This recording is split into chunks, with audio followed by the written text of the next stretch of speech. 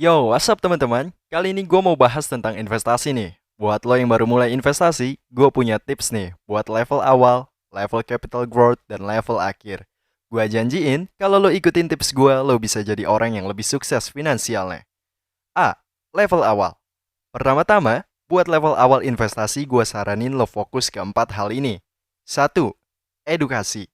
Lo harus mau belajar tentang investasi. Jangan mau jadi bodoh amat. Baca buku, ikut seminar, nonton video di YouTube, atau bisa join di komunitas investasi biar lo makin pinter. 2. Usaha sampingan. Buat nambahin duit, lo bisa buka usaha sampingan, mulai dari jualan online, jadi reseller, atau jadi freelance. Jangan lupa, usaha sampingan lo harus ditetapin kualitasnya ya. Ketiga, kesehatan.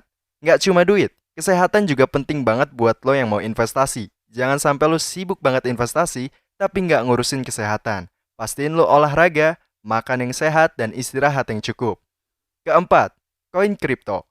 Kalau lo suka main kripto, coba deh beli koin kripto yang lo suka dan pelajari dengan serius. Tapi ingat, main kripto itu beresiko ya, jadi jangan investasi terlalu banyak. B. Level capital growth. Kalau lu udah sukses di level awal, sekarang waktunya buat level capital growth. Fokus lu ada di 4 hal ini. Satu, pertumbuhan saham. Coba deh, beli saham perusahaan yang berkembang pesat. Gua saranin, beli saham dari perusahaan yang lo tahu dan lo pahamin bisnisnya. 2. Startup. Kalau lu berani ambil resiko, coba deh invest di startup. Tapi ingat, pilih startup yang punya potensi besar dan tim yang bagus. Ketiga, memperluas usaha sampingan. Kalau usaha sampingan lo udah lumayan besar, coba deh cari cara buat memperluasnya. Misalnya buka cabang atau buat produk baru. Keempat, real estate. Kalau lo punya duit lebih, coba investasi di properti. Pastiin lo pilih lokasi yang strategis dan properti yang punya potensi naik harga. Nah, ini dia level akhir.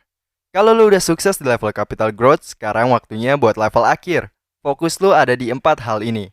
Satu, kekayaan berkesinambungan. Buat jadi orang yang kaya dan bahagia, lo harus punya kekayaan yang berkesinambungan. Coba lo investasi di aset yang bisa menghasilkan passive income, kayak sewa properti atau investasi di saham yang ngasih dividen. Kedua, value stock. Kalau lo mau invest di saham, coba lo beli value stock. Artinya, lo beli saham dari perusahaan yang undervalue.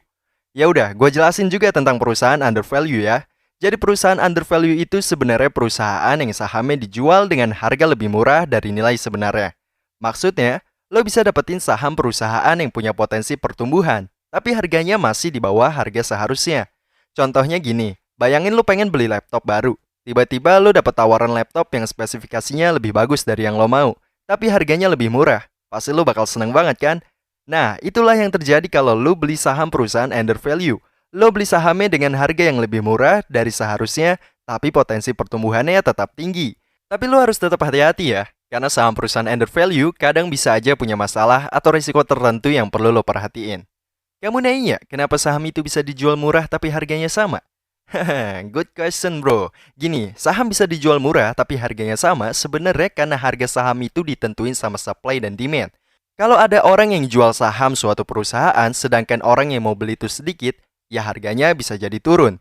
Misalnya ada perusahaan yang lagi mengalami masalah finansial, jadi banyak investor yang panik dan jual sahamnya. Sementara itu, investor lain yang sebenarnya tahu potensi perusahaan itu masih bagus, jadi mereka punya kesempatan buat beli saham perusahaan itu dengan harga yang lebih murah, dan mereka borong semua.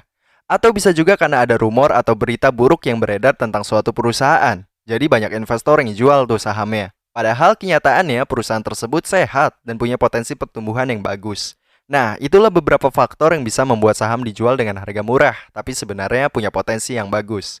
Next, ketiga, dividen stock. Selain value stock, coba juga beli saham yang ngasih dividen. Dengan beli saham ini, lo bisa dapetin passive income setiap tahunnya. Keempat, index fund. Kalau lo nggak mau ribet-ribet milih-milih saham, coba deh investasi di index fund. Dengan beli index fund, lo bisa dapetin keuntungan dari kenaikan harga semua saham di indeks tersebut. Yang terakhir, last but not least, kesehatan.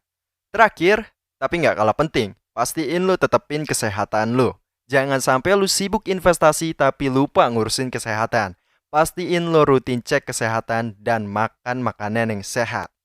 Nah, itu dia tips dari gua buat level awal, level menengah, dan level akhir investasi. Ingat ya, investasi itu butuh waktu dan kesabaran. Jangan sampai lo terlalu terburu-buru atau terlalu takut buat ambil resiko. Tetap konsisten, terus belajar dan pastiin lo investasi di aset yang lo pahamin.